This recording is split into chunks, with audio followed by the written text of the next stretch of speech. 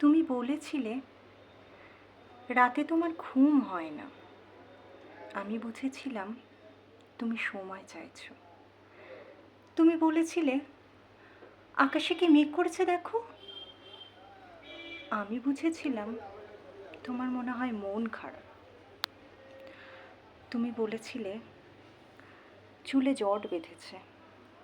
আমি বুঝেছিলাম তুমি স্পর্শ চাইছো। তুমি বলেছিলে আজ বিকেলে তুমি বারান্দায় থাকবে। আমি বুঝেছিলাম সাক্ষাৎ চাও। তুমি বলেছিলে অন্ধকারে তোমার বড্ড ভয়।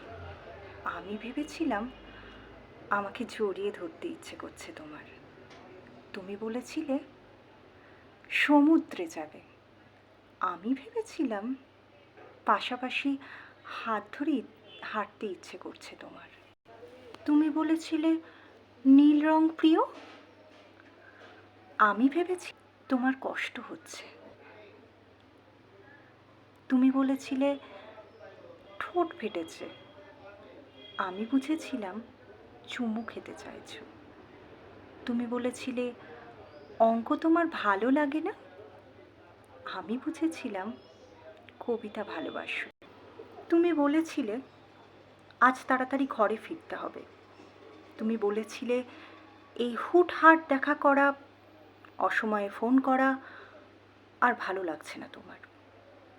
আমি বুঝে গিয়েছিলাম তুমি বিচ্ছেদ চাইছো। তারপর অলিখিত স্বাক্ষরে তুমি যখন ইনভিজিবল কোর্টে আমার বিরুদ্ধে বিচ্ছেদের মামলা ঠুকে দিলে, আমি বুঝেছিলাম তুমি মুক্তি চাও। তারপর সব বুঝে আমি যখন দার্শনিক, সব মিটিয়ে তুমি যখন অন্য ঘরে শোপিস। একদিন আমাদের দেখা হলো। তখন তুমি জিজ্ঞেস করেছিলে কেমন আছো। আমি বুঝে গিয়েছিলাম তুমি ভালো নেই। অন্তত কিছুক্ষণ বিষণ্ণ থাকুন কাব্যগ্রন্থ থেকে স্বপ্নীল চক্রবর্তীর লেখা একটা তুমির গল্প। কণ্ঠে সৌমি।